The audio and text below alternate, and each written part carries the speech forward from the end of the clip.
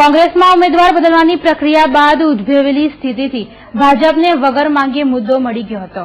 કોંગ્રેસની સ્થિતિ પર ભાજપ ચૂટકી લેવાનું ચૂક્યો ન હતો। ભાજપના સાંસદ બાળુ શુક્લે કોંગ્રેસે દલિત નેતાનું અપમાન કર્યું હોવાનું જણાવી કાર્યકરોની ભાવનાઓને ઠેસ પહોંચાડી હોવાનું જણાવ્યું હતું। શરમજનક ઘટના થઈ છે। 125 વર્ષ જૂની કોંગ્રેસની પાર્ટીએ જ્યારે રાહુલ ગાંધીજીએ એક એવો નિર્ણય લીધો કે પ્રાઇમરી ઇલેક્શનથી સિલેક્શન કરવું અને ત્યારબાદ એ ઉમેદવારને ગમે તે સંજોગોમાં ચૂંટણી લડાવી, આજે ખરેખર કોંગ્રેસના માટે અને દેશના રાજકીય ઇતિહાસમાં આજનો દિવસ એક કાળો દિવસ છે। કારણ કે કોંગ્રેસ દ્વારા દબાણ કરીને જે કોંગ્રેસના અહીંના પ્રાઇમરી ઇલેક્શન જીતેલા ભાઈ શ્રી નરેન્દ્રભાઈ રાવતને દબાણ કરવામાં આવ્યું છે, રાજકીય દબાણ કરવામાં આવ્યું છે અને એમને એમની દાવેદારી પાછી ખેંચી લીધી છે।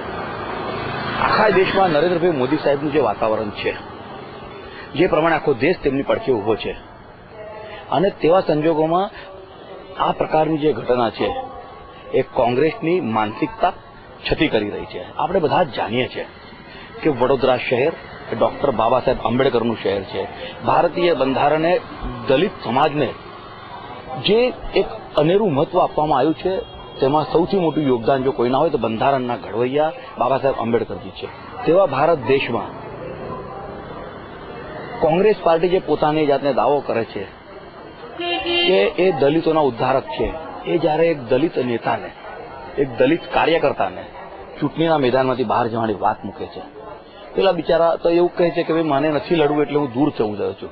પરંતુ જે નામો કોંગ્રેસ મૂકી રહ્યા છે, જે કોંગ્રેસના વર્તુળમાં નામોની ચર્ચા થઈ રહી છે, એ કોંગ્રેસની ગંભીર રાજનીતિની એની માનસિકતા, એની જે વિકૃત માનસિકતા છે એનું આ નરવું પ્રદર્શન છે। આખો વડોદરા શહેર, વડોદરા સંસદીય મત વિસ્તાર જ્યારે નરેન્દ્રભાઈ મોદીજીના સાથે છે, વડોદરા એક આ ચૂંટણીને ઉત્સવ તરીકે મનાવી રહ્યું છે, ત્યારે આ ઘટના એ ખરેખર દુર્ભાગ્યપૂર્ણ ઘટના છે અને કોંગ્રેસે તેના પર લાજવું જોઈએ।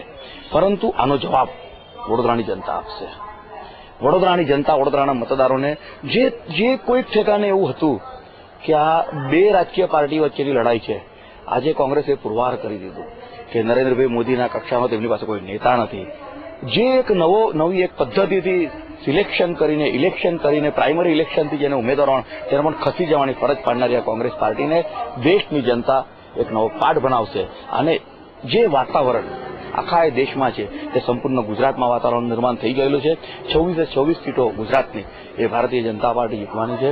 વડોદરાના સીટ પર નરેન્દ્રભાઈ મોદીજીને સૌથી વિક્રમી મતોના સરસાઈથી વડોદરાના નાગરિકો જીતાઈ આપશે। પરંતુ આજનો દિવસ જેમ મેં પહેલા કહ્યું, આ ખૂબ દુર્ભાગ્યપૂર્ણ ઘટના છે દલિત સમાજ માટે, તેની સાથે સાથે કોંગ્રેસ પાર્ટી માટે, અને એનો જવાબ કોંગ્રેસને આગામી દિવસોમાં વડોદરા શહેરની જનતાને આપવો પડશે।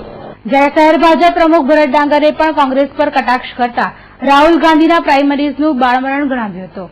લોકતંત્રની કોંગ્રેસની વાતોને પોકળ ગણાવતા ડાંગરે કોંગ્રેસે લોકશાહીની હત્યા કરી હોવાનો આક્ષેપ કર્યો હતો। કોંગ્રેસ પાર્ટી આંતરિક લોકશાહીમાં માને છે। કોંગ્રેસ પાર્ટી કાર્યકર્તાઓની જે કઈ લાગણી છે એના આધારે ઉમેદવાર પસંદ કરે છે।